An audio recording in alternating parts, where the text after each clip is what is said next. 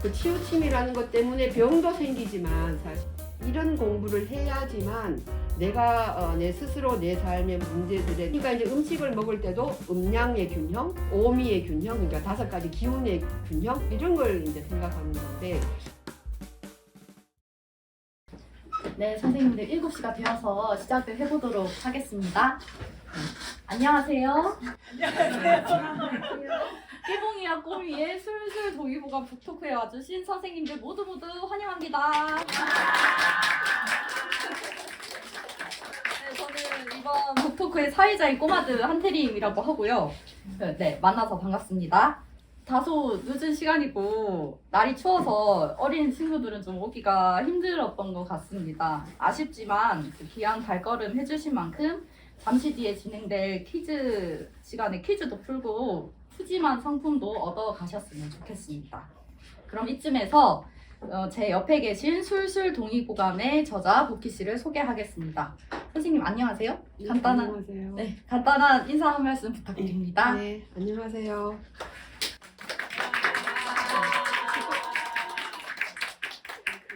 추운 날씨에 갑자기 오늘 추워져가지고 이렇게 추운 날씨에 저녁 시간에 이렇게 와주셔서 여기가 갑자기 이게 훈훈해지는 느낌이 나네요.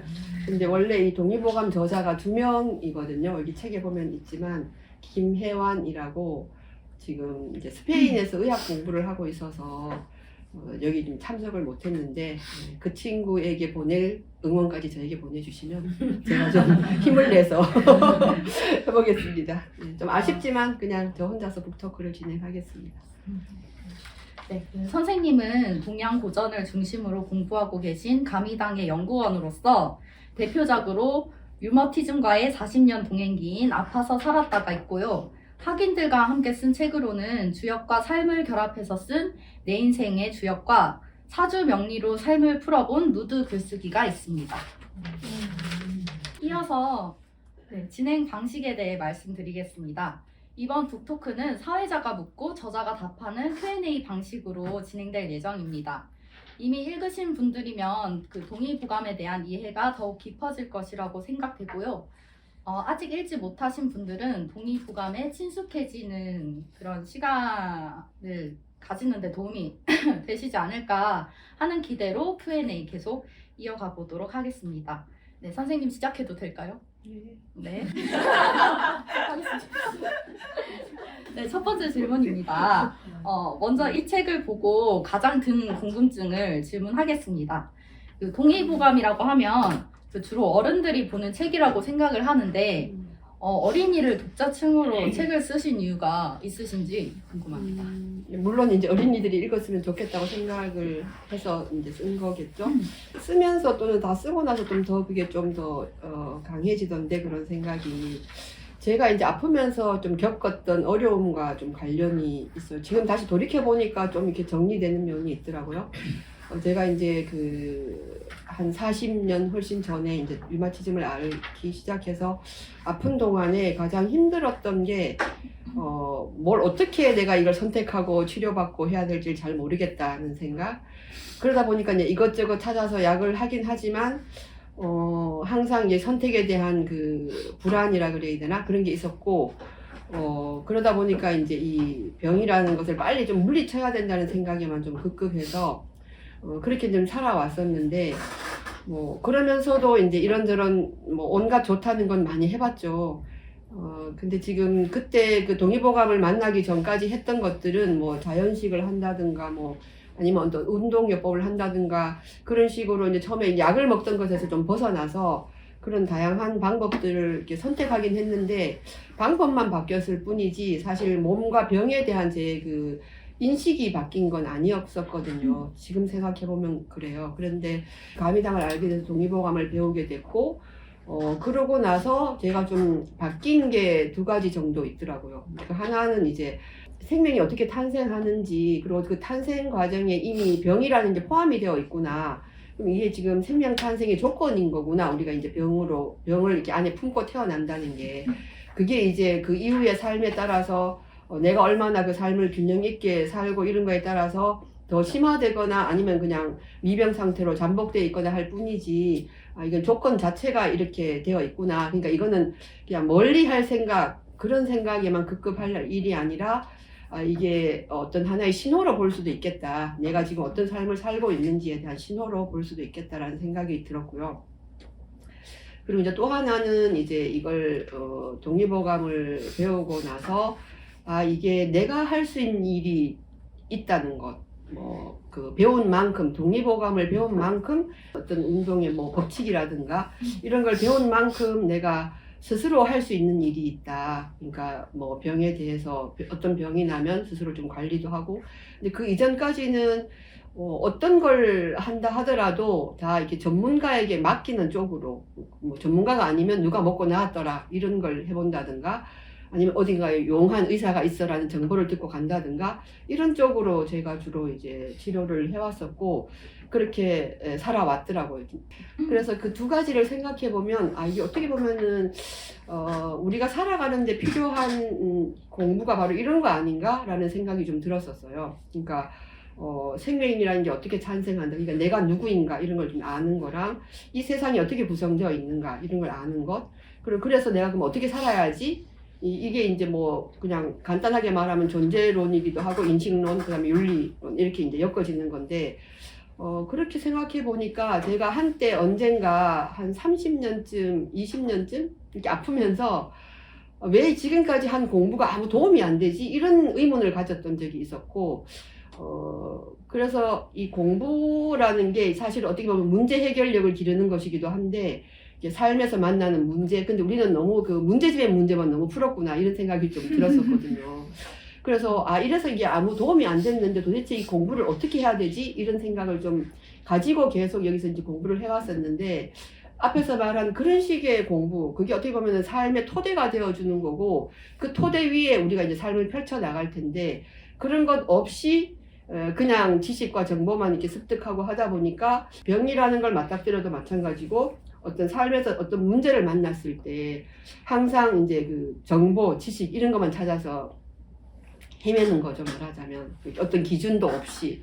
제가 동의보감을 이제 공부하고 여기 와서 이제 동양고전과 이런 걸 이것저것 이제 공부를 하다 보니까 저도 모르게 이 몸이 이 류마티즘 자체를 치료한 건 아닌데, 물론 이제 거기에 대해서도 좀 관리를 하긴 하지만, 동의보감에서 이제 뭐 해주는 대로 알게 되는 대로 혈자리를 찾아서 하기도 하지만 굉장히 좀 편해졌다는 느낌이 좀 많이 들었었어요. 그래서 아, 이게 공부라는 게 이런 공부를 해야지만 내가 내 스스로 내 삶의 문제들에 내가 어떤 주도권을 가지고 그걸 좀 헤쳐나갈 수도 있고 해결해 나갈 수 있는 힘이 생기는 거구나. 그리고 그런 힘이 있어야 이제 또 어떤 다른 문제에 부딪혔을 때도 그걸 또 내가 어떻게 해 나갈지에 대한 기준점, 어떤 토대 같은 게 마련된다는 생각이 들었고, 그런 점에서 동의보감은 굉장히 그 유용한 텍스트라는 생각이 들었어요. 근데 이제 이런 거를 어린 시절부터 좀 그런 몸이라든가 병이라든가 이런 것에 대한 관점을 좀 가진다면 자기가 뭔가를 할 수 있는 어떤, 그러니까 사실 따지고 보면 동의보감의 내용들이 내가 이제 이 어떤 이치 안에서 내가 살 때 내가 어떤 걸 기준으로 내 삶을 꾸려가고 할 건가를 비추어서 이제 병에 대한 해결책을 얘기해 주는 거잖아요. 그러면 결국 그걸 하다 보면은 자기 삶을 좀 돌아보게 되고 일상을 좀 조율하게도 되고, 이런 것들을 조금씩 어렸을 때부터 좀 어떤 기준과 그런 방향을 가지고 하는 것, 그리고 뭐 그런 걸 다 떠나서라도 아, 내가 아프면 내가 스스로 내 삶에서 뭔가를 먹는 걸 조심한다든가 뭐 이런 것들, 뭐 내가 저 같은 경우는 이제 지나치게 이제 운동을 좋아해서 많이 뛰어놀았는데 그런 것들도 이제 좀 조절한다든가 이런 것들이 다 몸에 영향을 주는 거구나, 이걸 좀 아는 것 그 자체가 굉장히 중요할 것 같더라고요. 그래서 아, 이게 좀 어른이 되어서도 물론 배워야겠지만 이제 어린이가 이런 걸 좀 배우면 훨씬 더 어떤 중심을, 삶에서 중심을 잡을 수 있지 않을까 이런 생각이 좀 들어서, 지금 또 이 우리 시대가 그런 것 없이 그냥 이 정보와 지식과 이런 걸 그냥 많이 습득하고 그걸 가지고 어떤 평가를 받고 이런 데만 이제 교육에 초점이 맞춰져 있어서 그런 것들이 굉장히 좀 절실하다, 그런 게 좀 필요하겠다 이런 생각이 들었고요. 쓰고 나서 그런 생각이 좀 더 들었고요.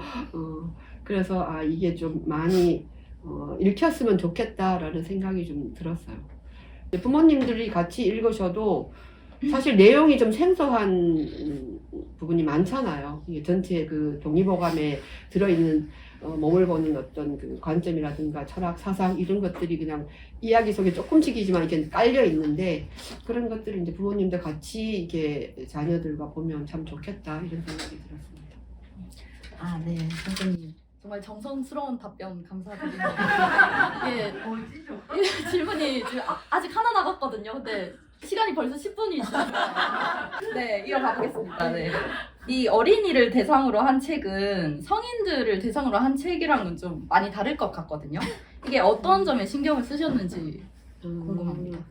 물론 이제 어린이들이 대상이니까 전달하고 싶은 내용은 제가 앞에서 이제 말씀드린 이런 내용이지만 그걸 그냥 날 것 그대로 해서는 전달이 안 되니까 가장 큰 거는 이제 아이들이 겪는 일상의 스토리 속에 이제 이 내용을 녹여서 전달하는 거였고, 그 다음에는 이제 1권, 2권을 이렇게 나눠서 1권에 이제 이론적인 어떤 그런 것들, 동의보감이 바라보는 생명, 탄생, 생명 활동이 이루어지는 그 어떤 현장으로서의 몸이 어떻게 이제 돌아가고 있는가, 그 순환 구조가 그런 것들을 주로 얘기했고, 2권에서는 이제 실전해서 실제로 아이들이 겪을 수 있는 증상들 그런 걸 가지고 이제 해볼 수 있는 삶에서 조금 자기 그 삶을 다시 한번 생각해보고 조금이라도 많이 어떻게 바뀐다 이런 게 아니어도 그런 쪽으로 조금 신경을 썼고요. 그리고 이제 일러스트 하시는 분은 4컷 만화 같은 걸 넣어서 핵심 내용은 좀 요약해서 거기다 넣고 그랬는데 그게 어린이를 위해서 그렇게 생각하고 했는데 책이 나오고 나니까 그 큰 조카가 53살인데 지금까지 한 번도 제 책을 줬는데 아무 말이 없더니 이 책을 주니까 드디어 이제 내 수준에 맞는 책이 나왔다고 해가지고 그래서 이렇게 대학 동창들한테도 이 책을 줬는데 맨날 책 읽자고 하면은 눈이 침침해서 못 읽는다는 등 돌아서면 잊어버린다는 등 이러더니 되게 좋아하는 거예요. 이 책을 주니까. 그래 이제는 좀 눈이 침침해서 글자도 좀 커야 되고 그림도 좀 있어야 되고 막한건 못 읽는다면서 이게 의외로 어린이를 위해서 썼는데 어린이들한테도 어필이 되는구나 이런 생각이 들어서 그래서 아까 더욱더 이제 같이 손자가 있으면 손자랑 같이 읽고 아니면 자녀들과 같이 읽으면 참 좋겠다 이런 생각이 듭니다. 네. 네, 답변 감사합니다. 이제 드디어 책 속으로 들어가 볼 차례인데요. 네, 15분 만에 책 속으로 들어갑니다. 네. 그 이론편인 1권의 2장을 보면 그 내 몸에 자연이 있다고 라는 소제목이 등장을 합니다. 네, 근데 여기서 아이들이 꼬미를 보고 왜 곰이 도시에 살고 있냐면서 그 동물원에 가든지 자연으로 돌아가라고 소리를 지릅니다. 여기에 풀이 죽은 꼬미에게 보키 씨가 우리 몸에 자연이 있다는 걸 설명해주는 장면이 있습니다. 그렇다면 그 자연과 내 몸이 연결이 돼 있다는 이야기인데 이 최근에 그 주목받고 있는 기후 위기가 내 건강에 악영향을 뭔가 미칠 것 같다는 불안함이 밀려오거든요. 근데 이런 기후 위기 속에서 우리의 건강을 지킬 수 있는 방법은 없을지 궁금합니다, 선생님. 네, 굉장히 책임다운 질문이었습니다. 이 질문에서 이제 2가지 정도 생각해 볼 게 있는데 지금 앞에서 분명히 이제 그 사회자님이 내 몸에 자연이 있다 아마 그게 그 쓰레기 분리 배출하고 이런 장면하고 연결되는 그 내용이었던 것 같은데요. 그러니까 내 몸이 자연이 있다고라고 하는 이런 걸 읽으면서 자연과 내 몸이 연결되어 있구나라고 느꼈다고 했는데 질문을 할 때는 보면 기후위기가 악영향을 미칠 것 같습니다라고 일반적으로 내게 미칠 악영향만 지금 생각하고 있는 거잖아요. 그러니까 우리가 좀 흔히 그렇게 생각을 하죠, 사실. 그러니까 아무리 자연과 뭐가 이렇게 연결되어 있냐 어쩌네 해도 내가 내 몸에 어떤 해를 입을까 이런 생각을 하고 그냥 그리고 2번째는 보면은 이제 건강을 지킬 수 있는 방법이 뭐냐 이런 그 지킨다는 그 표현 속에 들어가 있는 그 병을 보는 관점이 있는 거잖아요. 그러니까 병이라는 게 뭔가 바깥에 굉장히 해가 되는 게 있어가지고 그게 이제 나를 침범해서 뭔가 나에게 병을 일으켜 이런 생각이 있는 거죠. 그러니까 이 첫 번째 같은 경우는 설명하지 않아도 이 동의보감에는 보면은 이제 모든 게 이제 기의 이합집산이라고 나오고 지금 여기 있는 우리 모두 그다음 여기 있는 물질들이 다 이게 기의 이합집산이고 뭐 식물 뭐 이게 다 할 것 없이 그런 거죠. 그뿐만이 아니라 이제 그런 것들이 지금 이 현장도 보면은 사실 우리들의 기운들이 서로 오고 가면서 뭔가 여기서 만들어지고 또 그 기운들이 다시 또 뭐 집으로 돌아가면 또 어딘가에 또 이렇게 서로 상호작용을 할 거고 이건 끊임없이 그것들이 이루어지는 현장이 이 우주일 텐데 그렇다고 보면은 지금 기후 위기라는 것도 이런 식으로 따져봐도 그거는 우리와 이렇게 뭔가 이렇게 서로 주고받음 속에서 이제 만들어진 위기이기 때문에 그거는 니네가 우리한테 어떤 악영향을 미칠지 모르겠어 이렇게 생각하는 건 기후로서는 억울하죠. 그렇게 생각하면 안 될 것 같고 일단 그 관점은 좀 많이 이렇게 달라져야지 된다고 생각이 들고 그 다음에 이제 지킨다는 걸 보면은 그게 이제 위생관념이라고 말할 수 있는 건데 지킬 위자를 써서 내 생명을 지켜야지 이렇게 따지면 끝이 없을 것 같아요. 우리가 얼마 전에 이제 코로나를 겪었고 지금도 사실 끝나지는 않았죠. 끝난다는 건 없고 끊임없이 이제 변이를 하는 거잖아요.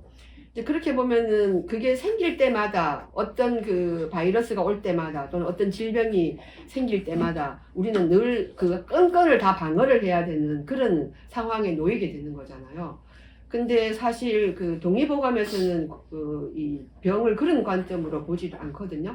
그러니까 위생이 아니라 양생이라고 얘기를 하죠. 동의보감에서는. 그러니까 기를 양자를 써서 이제 생명을 기른다 이런 건데 그러니까 기본적으로 이 동의보감에서는 이 자연에 이제 아까 전에 그 우주가 기로 가득 차 있다고 했는데 그 기라는 것이 이제 크게 양기와 음기로 나눠지는 거잖아요. 그리고 그 양기와 음기의 상호작용 그리고 그 양기와 음기 음양이라는 것이 다시 오행으로 분화가 되고 그 음양 오행으로 분화된 그 기운들의 상호작용으로 모든 게 이렇게 마무리 만들어지고 그 다음에 그 기운이 만들어진다니 우리 몸도 그걸로 만들어지는 거니까 우리 몸 속에도 그 기운들이 있고 그렇게 생각을 하면 그 기운들이 서로 이제 내 안에서 얼마나 이걸 잘 이렇게 원활하게 움직여서 내 생명 활동을 이루어 갈 건가 이게 이제 관건일 텐데 조금 더 이제 설명을 하면 이제 이 생명이 탄생하는 과정을 보면은 기의 이합집산이라고 아까 제가 얘기를 했었는데 기가 뭉쳐져서 하나의 형체를 만들려면은 어느 하나의 기운으로 이렇게 좀 치우쳐야 되는 거죠. 그 기운이 어딘가로 치우치지 않고 예를 들면 목화토금수의 어떤 기운이 어느 하나로 이렇게 좀 치우쳐야가 뭉쳐지지 그게 치우치지 않고 그런 걸 뭐라고 표현하면 되죠? 균일하면은 네. 균일하면은 이게 흩어지겠죠. 그러면 이제 허공이 되는 거죠.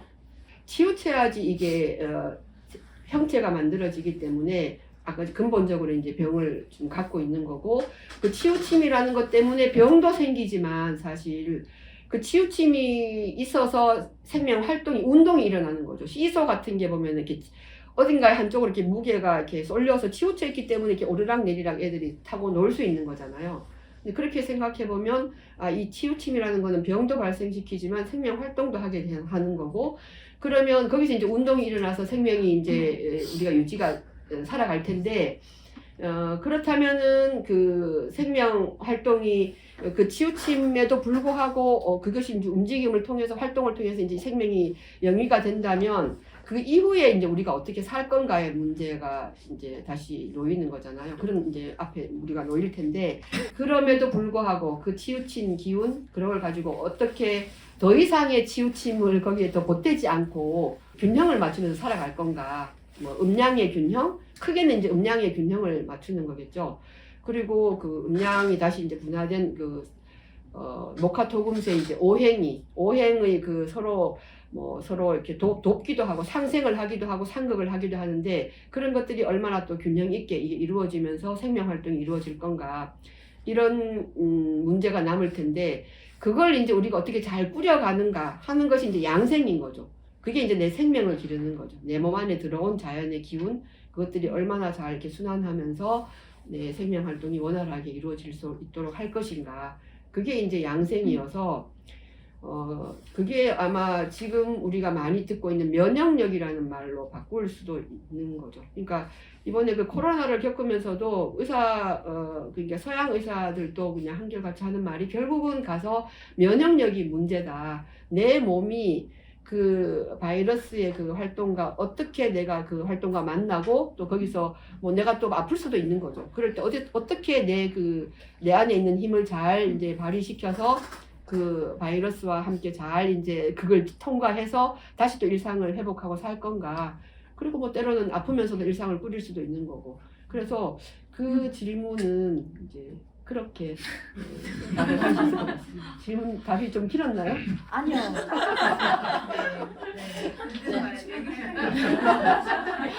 앞으로 생각을 고쳐보도록 하겠습니다.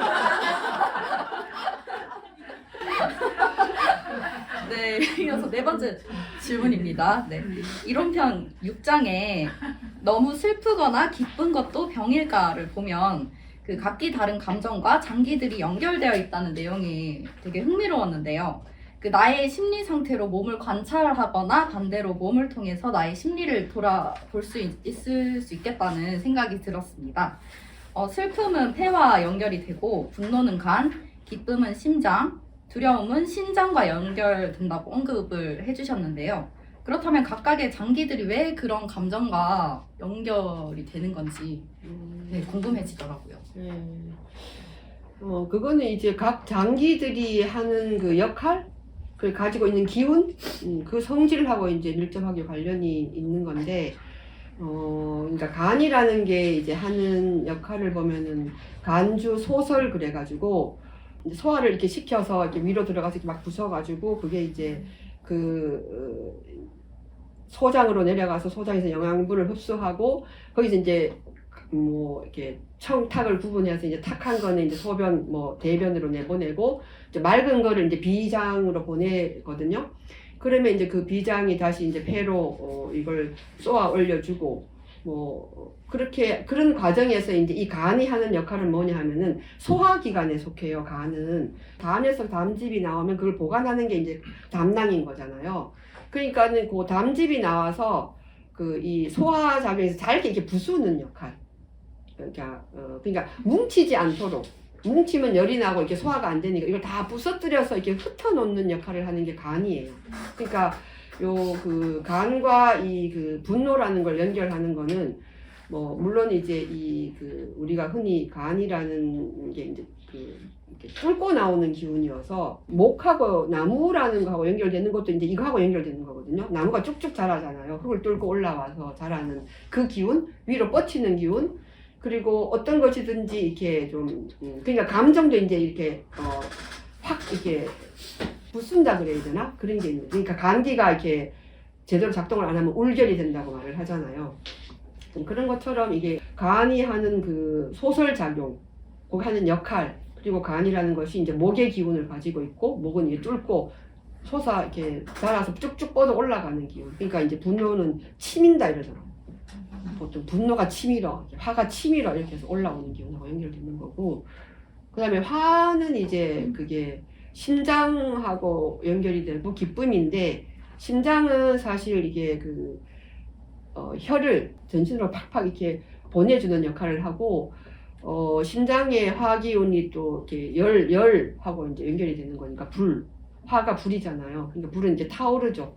타오르면서 이렇게 산지사방으로 이렇게 흩어지는, 불꽃은 이렇게 흩어지잖아요. 그런 거 하고 이제 기쁨이라는 게 이게 슬픔을 이렇게 흩어주고 이제 뭉친 어떤 감정들을 이렇게 흩어주는 그런 식으로. 비위 이거는 이제 꼭꼭 씹어서 뭔가가 잘 섞이도록 하는 역할을 하는 거잖아요. 그러니까 제대로 이제 이걸 그 역할을 잘 한다면 꼭꼭 씹어서 뭔가가 다 이렇게 제자리로 위치로 어딘가에 머무르지 않고 제자리로 이동도 하고 갈 때 가고 올 때 오고 이런 식으로 이렇게 뭔가를 위에서 잘 섞어서 보내주는 역할을 하는 거잖아요. 그렇기 때문에 그거는 이제 어떤 생각이 하는 일이라고 보는 거죠. 생각이 예를 들면 이제 이렇게 있다가 지금 이제 토크를 할 시간이야. 그럼 이제 토크를 하는 날이 와야 되고, 그 다음에 이제 좀 물을 한 컵 마셔야 할 시간이네, 목이 너무 마르네 이러면 이제 물을 마시고, 이런 것들을 이제 이 생각이 하는 역할인데, 그게 이제 이 비위하고 연결된다는 거죠. 소화에서 하는 역할, 꼭꼭 씹어서 잘 섞어가지고 이렇게 제때 뭔가 이렇게 합쳐져서 어딘가로 가고 내려보내고 이런 역할, 받아들이고 내려보내고 하는 이런 역할을 하는 거하고 연결되는. 그래서 이제 생각이라는 거하고 연결이 되고요. 그 그다음 폐는 쇠 운동을 하는 거잖아요. 금속성 쇠의 운동을 하는 건데 그거는 굉장히 이게 뭔가 이렇게 딱딱하고 뭔가를 날카롭고 끊고 뭐 이런 역할을 하기도 하는데 사실 우리 폐가 우리 몸에서 하는 역할은 전체 이제 오장육부 이 장기들 이렇게 덮어서 이렇게 뭔가 이렇게 막아주는 역할을 하기도 하고 바로 밑에 있는 심장이 굉장히 중요한데 심장의 화기가 흩어지려고 하는 거잖아요. 근데 그걸 이제 흩어지지 않고 잘 이렇게 모아서 전신으로 잘 내려가도록 하는 역할을 하는 게 이게 폐거든요. 약 담아서 이렇게 보호하고 하는 거. 그러니까 화의 흩어지는 기운을 좀 막아주는 역할. 그렇게 보면 이제 아까 전에 화가 이게 기쁨이었었잖아요. 그 기쁨을 조금 지나치게 이렇게 기뻐해서 퍼지는 성질을 좀 막아주는 단단한 이런 걸로 막아주는 슬픔으로 연결될 수 있다고 보는 거고. 그 다음에 뭐죠? 신장.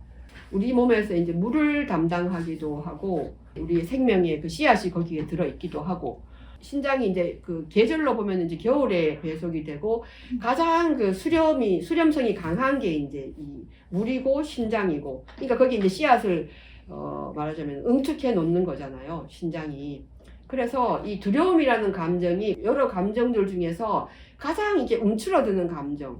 그러니까 굉장히 우리가 두려우면 굉장히 이렇게 몸도 오그리고 공포스러울 때도 그렇게 하고 그래서 그거는 이제 두려움이라는 감정하고 연결되는 걸로 이렇게 매칭을 시켜놓은 거죠. 그거는 이제 오장육부를 좀 이렇게 공부를 해보면 이제 오장육부가 하는 역할하고 이게 이제 매칭이 돼서 그런 식으로 연결이 됩니다. 이게 감정이랑 자연의 운동 방식이 연결이 되는군요. 되게 재밌습니다. 우리 몸이 자연이다 보니까 자연의 기운의 운동 방식하고 감정도 이제 연결해서 생각을 하는 거예요. 질문 이어가 보도록 할게요. 이론편의 13장을 보시면 내 목소리는 왜 작은 것일까에서 목소리가 작은 하루라는 아이에게 목소리를 크게 해야 몸이 튼튼해진다고 하는 장면도 무척 흥미로웠습니다. 가미당에서는 낭송을 되게 중요하게 생각하는데요. 북곰 홈페이지를 선생님들 들어가 보셨으면 아실 테지만 아침 낭송 프로그램도 꾸준히 열리고 있습니다. 목소리가 작은 하루도 낭송을 하면 자연스럽게 목소리가 커질 것 같던데 책을 소리내어 읽어야 하는 이유를 동의보감의 관점에서는 어떻게 설명하실 수 있을지요? 거기 이제 책에 그냥 간단하게 좀 써놨는데 이게 목소리라는 게 이제 목소리 이제 말로 이제 언어라는 걸로 이렇게 터져 나오는 거잖아요. 이제 우리 입 바깥으로 터져서 이제 서로 소통을 하게 되는 건데 실제로 이제 목소리가 나오려면 일단 생각을 해야지 되고 뭔가 생각이 있어야지 그게 목소리로 언어가 돼서 나오는 거죠. 근데 우리 장기 중에서 생각을 담당하는 게 심장이에요. 심장에 신이 있다고 얘기를 하고, 그러니까 정기신이라는 게 아까 이제 음양오행을 얘기했고 그 자연이 이제 우리 몸 안으로 들어와서 이제 말하자면 기죠. 오주가 기가 가득하다고 했으니까 기가 다시 이제 분화된 것이 정기신이거든요. 그게 이제 우리 몸 안에 들어와서 정기신이라는 걸로 분화가 돼서 이제 몸을 꾸려가는 거예요. 그러면 정이라는 거는 이제 물질을 말하는 거고 물질적 토대를 말하는 거고 그 다음에 이제 기와 신이라는 건 이제 방향성을 얘기하는 건데 마음 이런 걸 얘기하고 기라는 거를 이제 마음이라는 의미로 얘기할 때 주로 신이라고 말을 하거든요. 그래서 보통 정신 그러면은 우리는 보통 지금은 그냥 이 정신작용 그러니까 눈에 보이지 않는 그 작용만 생각하는데 동의보감에서는 이 정신하면 그냥 몸과 마음을 다 그냥 합쳐놓은 용어인 거예요. 그게 사실은. 근데 이제 거기 기라는 거는 우주에 가득했던 그 기가 들어오면은 정기신으로 이렇게 분화가 되고 그 정기신이 활동하는 현장이 이제 오장육부인 거죠. 근데 그 중에서 이제 이 신을 담당하는 게 심장인 거예요. 그러면 신이 모든 정신작용, 그러니까 뭐 생각이라든가 감정이라든가 이런 걸 다 이제 담당하는데, 그러니까 먼저 이렇게 목소리를 내려면 심장이 이제 작용을 해야 하는 거죠. 생각이라는 게 정신활동은 거기서 나오는 거니까. 그래서 일단 목소리에는 심장이 관여를 하고요. 그래서 목소리의 주인이라고 얘기를 해요. 소리의 주인이 이제 심장이라고 얘기를 하고, 그리고 이제 목소리가 다시 이제 이 목구멍을 통해서 나오는 거잖아요. 나오는데 이거는 우리 호흡과 관련이 있죠. 그러니까 폐활량이 충분히 안 된다든가 심폐 기능이 굉장히 좀 약하다든가 이거는 이제 우리가 왜 막 숨이 차도록 뛰면서 말하는 게 잘 안 되잖아요. 그런 걸 봐도 알 수 있듯이 이제 이 폐라는 게 이제 그 목소리에 이렇게 문을 열어줘야 이게 툭 터져서 이제 말이 밖으로 나오는 거죠. 이 폐가 하는 역할은 이제 목소리에 문이 되는 역할을 하죠. 그리고 이제 전혀 목소리와 상관없을 것 같은 진짜 이 그 신장이 또 거기에 관여를 해요. 그러니까 이 신장은 기를 안으로 끝까지 끌어들이는데도 이 신장이 굉장히 큰 역할을 해요. 그러니까 신주 납기 그래가지고 신이 납은 이제 받아들인다는 뜻이고 기를 받아들이는 걸 주관한다 이런 뜻이거든요. 그래서 이 신장이 이 기운을 끝까지 받아들일 수 있는 힘이 신장에 있는 거예요. 폐로 들어온 호흡을 통해서 들어온 이 기운을 받아들일 수 있는 게 그 뿌리가 이 밑에 있는 거죠. 그러니까 이 뿌리에 있는 이 기운이 폐와 목까지 이제 올려줘야지만 이게 목소리가 잘 나오는 거예요. 소리의 뿌리가 이제 신장인데 그러면 폐와 심장과 신장이 같이 이제 합동작전을 펴야 목소리가 커지죠. 근데 우리 몸에서 그 아까 이제 음양이나 이런 얘기를 했었는데 우리 몸에서 가장 양기를 이제 주도하는 그 장부가 이제 심폐거든요. 그 심폐 기능이 굉장히 중요하죠. 그렇다면 이제 이 신장은 그 음기를 주관하는 거죠. 그러니까 음의 가장 결정체가 여기 들어있고 전체 몸의 그 물을 주관하기도 하고 그렇다는 얘기는 그러면 심장과 폐와 신장이 같이 협동작전을 펴는 거는 이 몸에 있는 음양의 기운을 굉장히 조화롭게 만든다는 얘기이기도 하잖아요. 그래서 소리를 내서 굉장히 그 리듬에 맞게 낭송을 꾸준히 하면 이 온몸의 그 음양의 기운들이 굉장히 조화롭게 균형 있게 돌겠죠. 그러니까 이 낭송만으로도 굉장히 몸을 튼튼하게 할 수 있다. 그리고 뭐 여기에 뭐 덧붙여서 또 신장이 또 뼈도 주관하니까 또 뼈하고도 연관이 있고 또 목소리 자체가 우리 몸에 뼈가 부실하면 목소리가 세게 안 나와요. 뼈가 이렇게 받쳐줘야 이렇게 통으로 이렇게 받쳐줘야 단단하게 받쳐줘야 그 울림통으로 해서 목소리가 나오는 거거든요. 그러니까 다양하게 이 목소리를 낸다는 것 자체가 우리 몸의 건강과 굉장히 밀접하게 관련이 있어요. 그러니까 낭송이 굉장히 도움이 되는 거죠. 그래서 어릴 때부터 그 옛날 보면은 왜 선비는 천자문부터 이렇게 흔들면서 이렇게 외우잖아요. 그게 굉장히 건강 양생법 중에 하나이기도 한 거죠. 그 다시 한번 말씀을 드리자면 두꺼운 낭송 프로그램이 아침에 정말 많이 열리거든요. 많은 관심 부탁드리겠습니다. 네, 이어서 이제 실전편으로 한번 넘어가 보도록 할 텐데요. 그 실전편 2권의 5장을 보면 왜 밥을 먹어야 할까라는 소제목을 보실 수 있는데요. 그 여기에서는 깨봉이 엄마가 깨봉이와 깨봉이 아빠에게 치킨 같은 거를 그만 먹고 밥을 먹으면 좋겠다고 하는 내용이 있습니다. 그 밥을 먹어야 하는 이유를 땅의 기운과 가까운 오곡에서 정이 생기고 음식이 가공될수록 땅의 기운은 사라지고 몸은 질병에 취약해지기 때문이라고 하는데요. 그 저 같은 경우에는 탄수화물, 지방, 단백질, 그리고 비타민 같은 영양소로 음식을 해석하곤 했거든요. 근데 그 결과로 이제 자극적인 음식으로 맛대로 즐기면서 부족한 영양소는 제가 종합 비타민이나 마그네슘, 네, 오메가3 이런 걸로 보충을 하곤 합니다. 그래서 저는 이제 냉장고에 그 영양제 칸도 따로 있거든요. 근데 이거 저는 나름 건강을 진짜 잘 챙기고 있다고 생각을 하고 있었는데 이 동의보감에선 이걸 어떻게 볼지 궁금해지더라고요. 네. 물론 이제 그게 뭐 그 어떤 사람의 상태나 어떤 그런 상황에 따라서 영양제가 필요할 수도 있겠죠.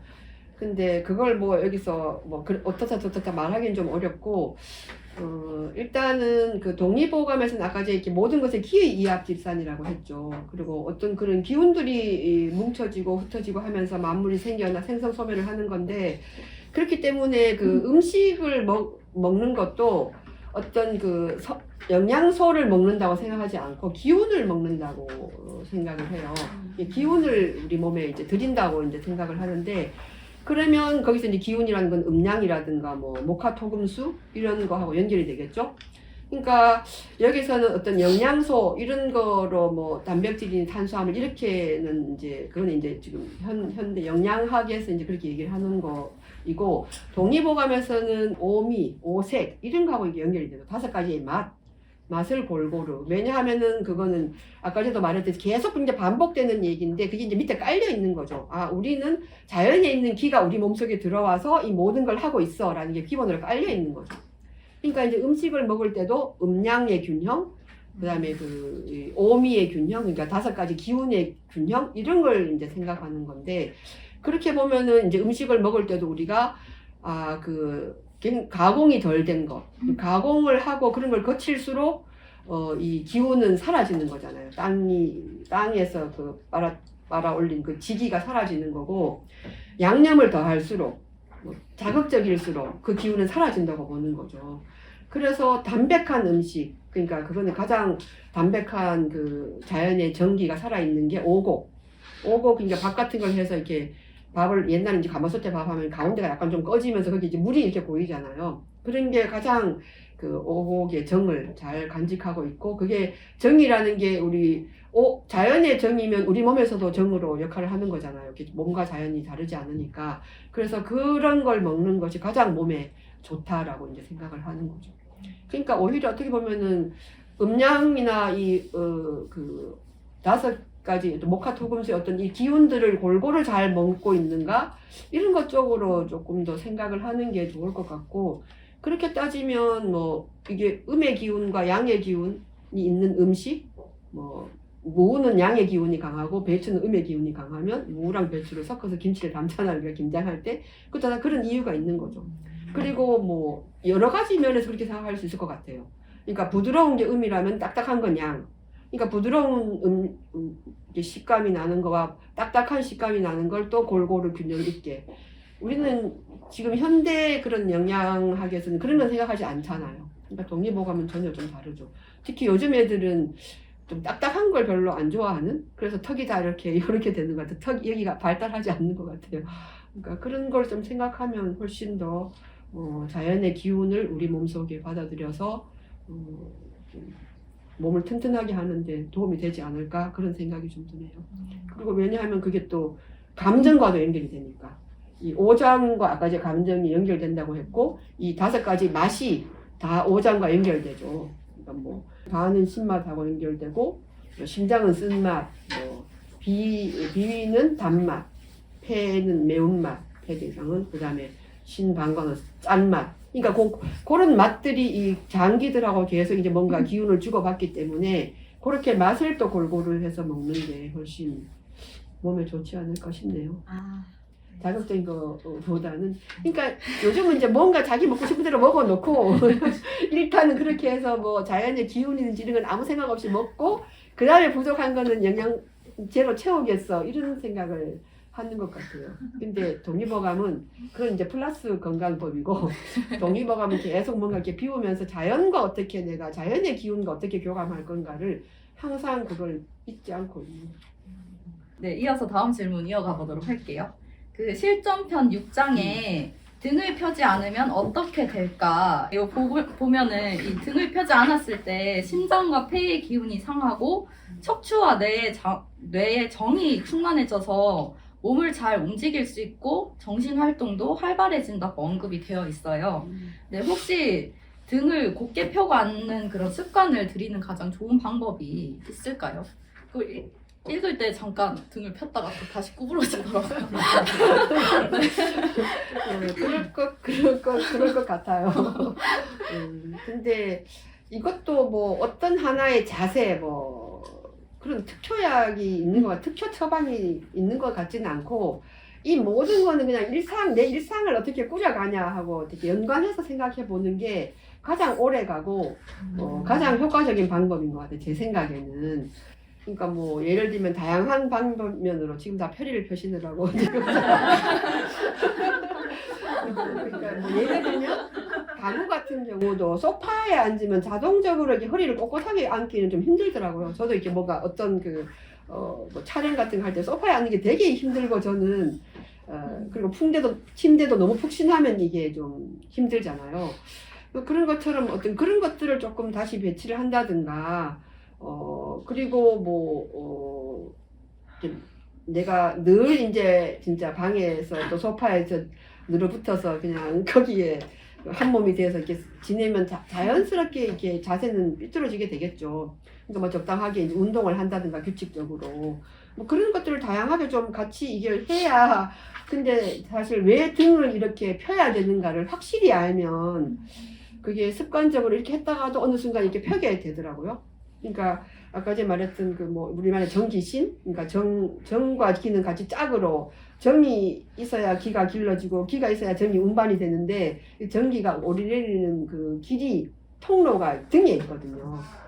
그러니까 등을 펴야 그 등에서 이렇게 밑에서 이 밑에 미려관이라는 데서 쭉 올라가서 이게 뇌수에까지 전기가 들어가서 뇌의 그 정신 활동도 활발해지고 이렇게 되니까 그걸 안다면, 그리고 또 뭐 중요한 거는 또 그렇게 해서 전기가 잘 오르내려야 다시 또 정이 길러지고, 그리고 이제 신장의 기운도 거기서 이제 받쳐주는 힘도 더 튼튼해질 수 있고, 그래야 또 그 아기를 생명의 씨앗이 거기에 있는 거니까 이게 그 신장의 그 정이 이 미려관을 통해서 이게 쭉 해서 이제 올라가는 거거든요.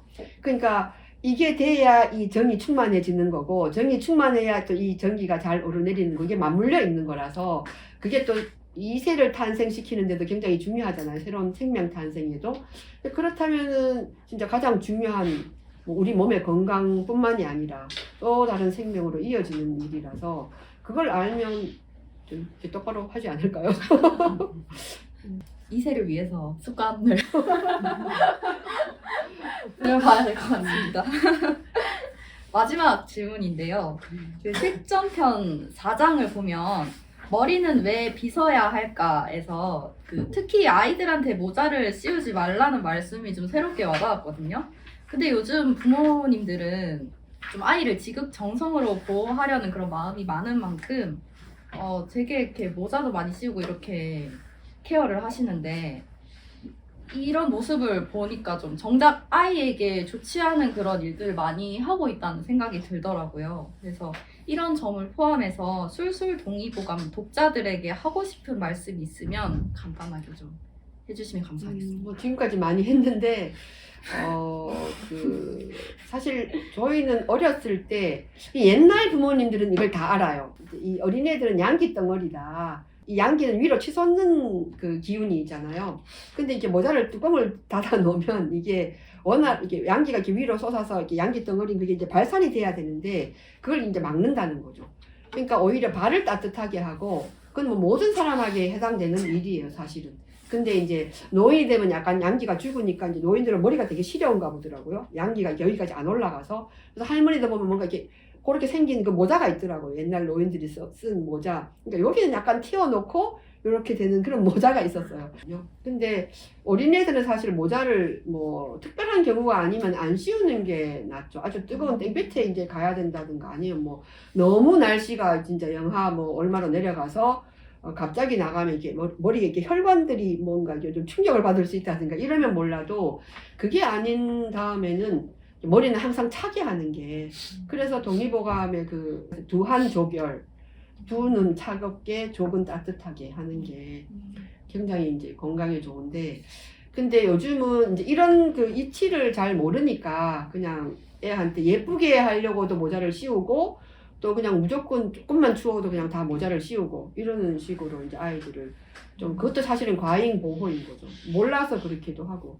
근데 아까 앞에서 말했던 것도 다 거기에 좀 해당이 되는데, 음식도 이런 어떤 기운이라든가 뭐 음양의 배치 이런 걸 안다면 좀 딱딱한 것도 이가 생기면 좀 먹이고 이래도 너무 먹기 좋게 해주는 게 있잖아. 엄마들이 너무 이렇게 과보호를 하면서 그런 것들, 사실 그게 이제 아까 제 그 오미 말씀드릴 때 좀 말을 안 한 건데, 그 오장의 기운이 그러니까 오미하고 연결이 되고, 그러니까 5가지 기운이 오장과 연결되고, 그 오장이 또 막과 연결이 되고 감정과도 연결이 된다고 아까 전에 얘기를 했잖아요. 그러니까 이 기운들을 골고루 내가 섭취하지 않고 어떤 한쪽으로 치우치면 감정도 좀 치우치는 쪽으로 이게 그럴 공산이 큰 거죠. 그러니까 그런 것도 생각하면 다 따로따로 뭔가를 하려고 하죠. 지금은 뭔가 애가 좀 뭐 또 굉장히 뭐좀 성격이 부산스럽다 이러면 또 뭐 혹시 ADHD인가 이런 식으로 해서 또 뭔가를 해보려고 하고 다 하나하나 낱낱이 건건이 뭘 하려고 하는데 이걸 좀 통으로 보는 그러니까 통으로 봐서 대충 보라는 얘기가 아니라 기본 바탕에 그게 깔려 있어야 된다는 생각이 좀 들어서 아 이게 이런 식으로 우리 생명이라는 게 태어나고 이게 음양이라는 걸 이제 균형을 맞춰서 살아가야 되고 봄 여름은 양이라는 기운이 조금 더 다르게 표출이 되는 거고 가을 겨울은 음이라는 기운이 다르게 표출되는 거고 이제 그 토라는 거는 중간에 매개 역할을 하는 거고 그런 식의 어떤 것들이 다 우리 몸 안에서 돌아간다고 생각을 하면 아이들을 기르거나 뭐 이럴 때도 좀 그런 생각이 기본에 깔려 있으면 좀 우왕좌왕을 덜 하게 되고 뭔가 기준점을 잡을 수 있을 것 같아요. 그리고 이제 앞에서 그 어린이들이 몸에 관심을 가지면서 이걸 했으면 좋겠다고 말씀드렸었는데 이렇게 하나의 기준점을 잡으니까 이걸 절대시하라는 얘기가 아니라 동의보감의 내용도 사실은 시대의 한계가 있는 거니까 지금 보면 뭐가 안 맞는 것도 좀 있을 수도 있고 하지만 거기서 말하고 있는 어떤 생명 탄생, 생명을 보는 눈, 뭐 질병을 보는 어떤 그 관점 그리고 거기에 깔려있는 어떤 생각들 이런 것들은 지금 우리에게 굉장히 필요하다는 생각이 들고 좀 그렇게 했을 때 뭔가 이렇게 부모가 아이를 기를 때든 아이가 세상을 살아갈 때든 좀 기준을 잡을 수 있지 않을까? 저도 사실 이렇게 몸에 대한 관심을 가지고 동의보감을 공부하다 보니까 또 다른 의문이 좀 생기고 동의보감에서 보는 우주의 이치가 이렇다면은 그럼 실제 물리학에서는 어떻게 돌아가는 거지? 그렇게 관심도 가지게 되고 이런 식으로 관심사가 점점 좀 넓혀지고 그러면 좀 생각이 좀 지평도 더 넓어질 거라는 생각이 들고 그러면 애들한테 이거 공부해 저거 공부해 하지 않아도 자기 스스로가 이제 그리고 사실 이 몸이라는 게 가장 탐구하기에 좋잖아요. 자기가 자기 몸이고 그 안에서 일어나는 변화를 가장 잘 알 수 있는 것도 자기고 관찰하려고 마음만 먹으면 그냥 그렇게 관심을 안 가져서 그렇지. 그래서 좀 그런 여러 가지 면에서 동의보감은 참 좋은 텍스트다, 고전이다라는 생각이 들어서 일찌감치 그렇게 좀 부모님들과 함께 읽었으면 좋겠습니다. 네, 답변 감사합니다. 제가 준비한 질문은 여기서 마무리 짓도록 하고요. 이어서 참여자분들에게 질문의 기회를 제가 넘겨드리려고 합니다. 혹시 책을 읽으면서 궁금했던 점이나 아니면 저자분에 대해서 궁금한 게 있으시다면 그냥 네, 가볍게 네, 영선쌤 질문해 주십시오. 아까 그 가마솥에서 이렇게 밥이 할 때 가운데가 고인다고 그 제가 지금 처음 들어서 되게 이게 뭐지 되게 궁금한 거예요. 그때 정이 거기 모이는 그렇죠. 곡식의 정인 거죠 그게. 그러네요. 예, 그래서 왜 그 아픈 사람 음식을 못 먹고 아픈 사람한테 굉장히 그 미음을 써서 주는데 그 미음을 쓰는 과정이 굉장히 이게 오랜 시간이 걸리거든요. 사실 제대로 쓰려면은. 그러니까 그게 이제 그 쌀알이 다 퍼지고 그게 다 이렇게 그 쪼개져서 그게 그 어떤 수분이나 이런 걸 다 제거하고 이렇게 걸쭉한 그런 것만 남을 때까지 쓰는 거잖아요. 그게. 그러면 그게 말하자면 그 곡식의 그 아주 그 알맹이가 뭐 진액이라고 할 수도 있죠. 그게 남는 거니까 그걸 이제 몸에 먹으면 그 진액이 우리 몸에 진액을 형성하고 그것이 이제 온몸에 이제 혈과 뭐 기운과 이런 걸로 이제 만들어진다고 보는 거죠. 선생님 그러면 지금 갑자기 절망적인 게 요즘 압력밥솥밖에 없잖아요. 그러면 그게 만들어질 수가 없는 거예요. 아, 근데 그거는 제가 지금 말씀드린 것처럼 그 압력밥솥이라는 것도 이제 밥을 어쨌든 그 압축해서 하는 거잖아요. 그러면 제가 지금 말씀드리고 싶은 거는 너무 요즘은 그 입에 달콤한 것 그리고 너무 많은 걸 뭐 있었던 탕? 뭐 최근에 그런 거 있었는데 탕후루요? 뭐 그걸 구체적으로 말하긴 좀 그렇지만 그런 것들 보면 너무 많이 거기에 뭔가 이렇게 덧입혔잖아요. 그런 걸 될 수 있으면 피하자는 얘기고 모든 곡식에는 그런 어떤 곡식은 씨앗이잖아요. 그러니까 정이 들어있는 거죠. 크게 걱정하실 일은 없는 것 같고 밥을 꼭꼭 씹어서 이렇게 먹으면 우리 몸 안에서 그걸 다시 이제 이 소장에서 이제 이걸 나눠 가지고 이게 비장으로 보내면 비장이 폐로 보내서 전신에 뿌려주거든요. 그러니까 걱정하지 않으셔도 되죠. 안심했어. 네. 네, 또 다른 질문 있으신 분? 보통은 병이 없는 상태를 되게 건강한 상태라고 생각하고 내 몸에 뭔가 걸리는 게 없고 편안할 때 건강하다 이렇게 생각하는데 이제 병과 같이 살아가는 것도 중요하다고 할 때에는 이제 건강이라는 걸 어떻게 볼 수 있을지. 그러니까 동의보감에서는 기본적으로 모든 걸 기운을 가지고 얘기를 하는 거잖아요. 그러니까 음양의 균형이 깨지면 그게 이제 그 불균형이 심할 때 이제 질병으로 나타난다고 보는 거죠. 근데 태어날 때부터 그 약간의 균형은 어그러져 있는 거잖아요.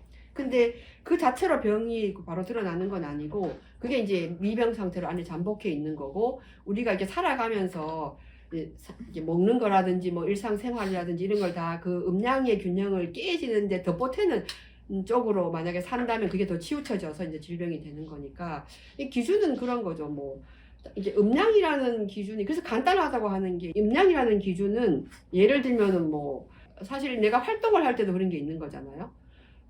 내가 굉장히 양적인 뭔가를 제 경우인데 이제 입술이 터진 걸 봐도 좀 알 수 있고 뭔가 이 상황이 이제 몸이 되게 힘들 때 이제 이 입술이 터지고 마음을 많이 쓸 때 이제 방광염이 오는데 그러니까 여기 딱 오면 아 내가 뭔가 몸에 굉장히 무리를 했어. 그 얘기는 음양의 균형이 깨졌다는 얘기잖아요. 그러면 내가 막 이렇게 탁구도 치고 뭐 어디도 가고 운전도 하고 뭐 사람들하고 얘기하는 거 좋아하니까 또 얘기도 하고 통화도 막 하고 이랬는데 그런 반면 음적인 어떤 시간들도 가졌어야 된다는 거죠. 뭐 명상을 한다든지 잠을 또 충분히 잔다든지 이런 것들이 골고루 이게 안 됐었다는 얘기죠. 최근에 들어서. 그런 식으로 나를 보는 기준은 그러니까 음양 요 간단한 기준을 가지고 하면 될 것 같고 공부도 조금 그런 게 있는 것 같아요. 공부의 내용도 그렇지만 방식 자체도 굉장히 양기를 써서 하는 공부가 있는 것 같고 음적으로 이렇게 수렴이 되는 공부가 있는 것 같거든요. 공부의 그 종류도 그렇고 공부하는 그 형식도 그러니까 뭐 글쓰기를 한다든가 굉장히 수렴을 해야 되는 건데 그 글쓰기도 그걸 제대로 하지 못하면 굉장히 뭔가 균형을 깨잖아요. 우리가 막 밤새 한다든가 막 이러면은 그러니까 그런 모든 면들이 뭐 아이들도 보면은 왜 그런 거에 대한 균형을 자기들이 뭐 맞출 줄 모르니까 여름에 막 땀을 있는 대로 흘리면서 축구를 하고 막 이러는 남자애들 많거든요. 그런 게 오래 지속되면 병이 나게 되죠. 그런 것들을 좀 맞추는 낮에는 활동하고 밤에는 자고 이런 거구나. 뭐 이런 걸 좀 알면 아이들도 얼마든지 할 수 있고 기준을 그렇게 잡으면 될 것 같습니다.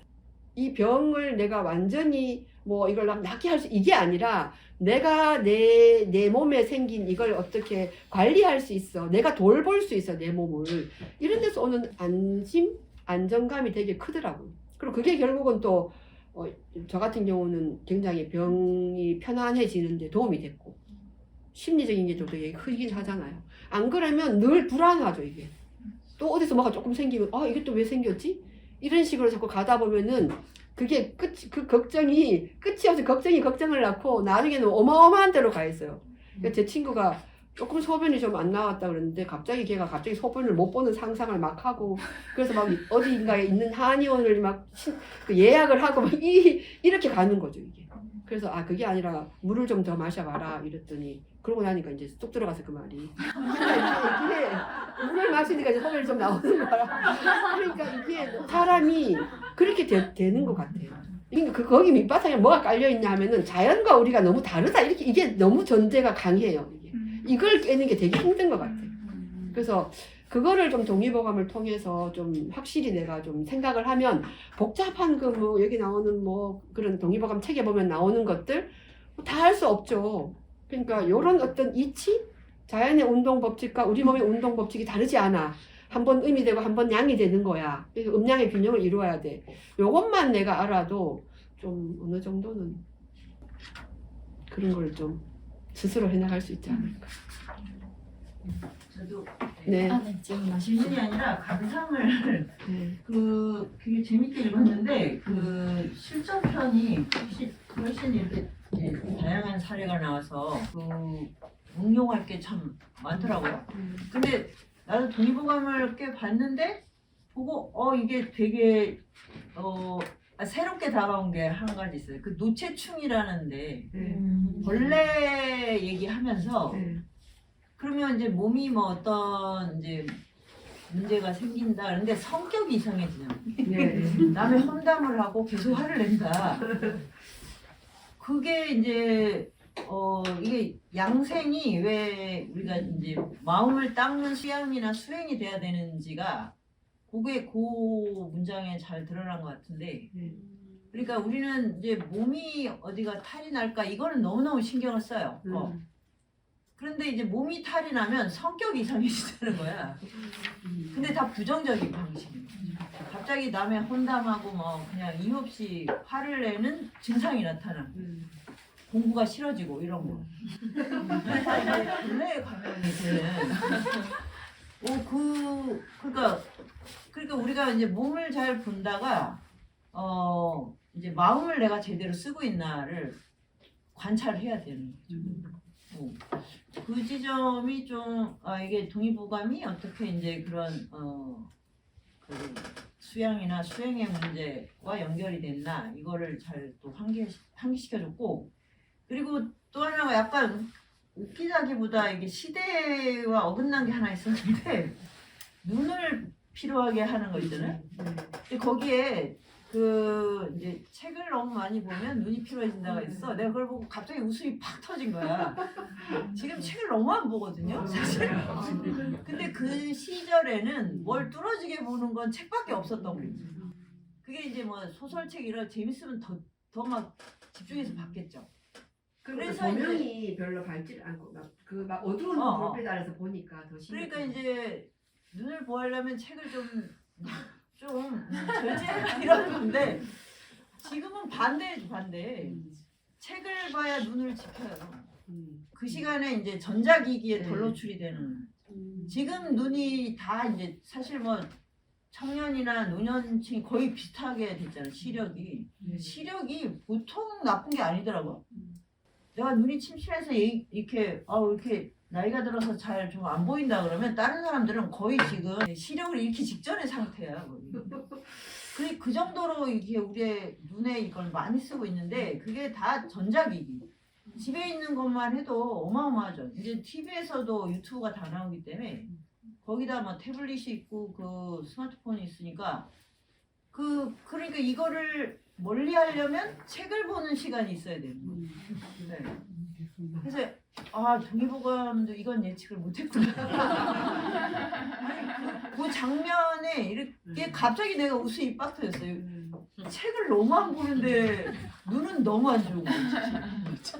네, 그래서 그걸 좀 환기시켜 드리고 싶었습니다. 아무튼 아주 그 어른들이 그 활용할 게 아주 많아요. 네, 머리 자주 빗는 거 뭐부터 해가지고 탈모에 그렇게 신경을 쓰면서도 사실은 머리는 안 빗죠. 탈모인 분들이 머리를 잘 안 빗으려고 해요. 머리 빗으면 빠질까 그나마. 근데 오히려 더 빗어야 이게 열이 이렇게 흩어지면서 머리카락이 더 튼튼해지고 하는데 머리를 그리고 밤에 감아야 돼요. 밤에 감고 반쯤 말리고 그냥 자야 돼요. 그게 가장 모발을 이렇게 보호해 주는 거예요. 아침에 매일 감고 매일 감으면 안 돼요. 서너 번. 일주일에 한 2번.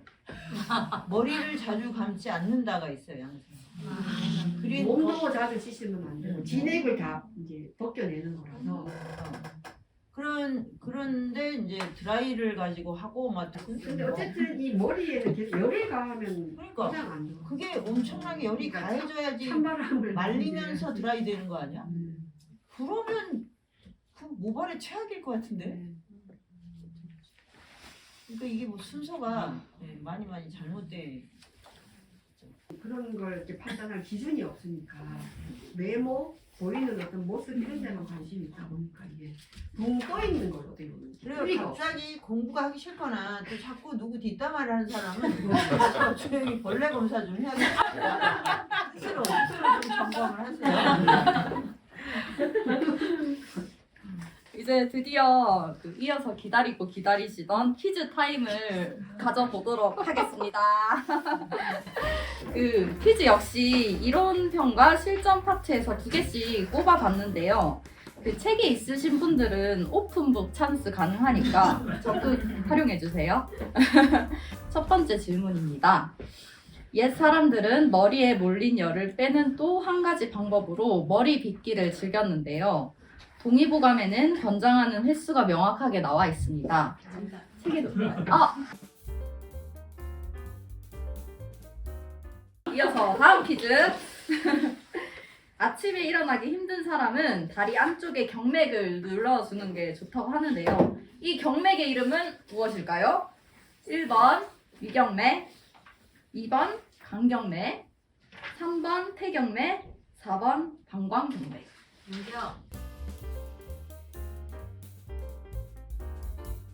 드디어 마지막입니다. 겨울철 목도리는 한기를 막아줍니다. 특히 목 뒷부분에 있는 이 혈자리로 찬기운이 잘 들어간다고 하는데요. 이 혈자리 이름을 맞춰주시면 됩니다. 이렇게 퀴즈를 풀다 보니까 시간이 훌쩍 지나가버렸는데요. 이렇게 먼 길 와주신 선생님들 다시 한번 너무나 감사드리고 동의보감의 지혜로 건강한 주말 보내시길 바랍니다. 선생님들. 풍부열을 잘 감고 가시길. 풍부열 지키고 추우니까요. 꾹꾹 감싸고 내려가시길 바라겠습니다. 감사합니다. 감사합니다.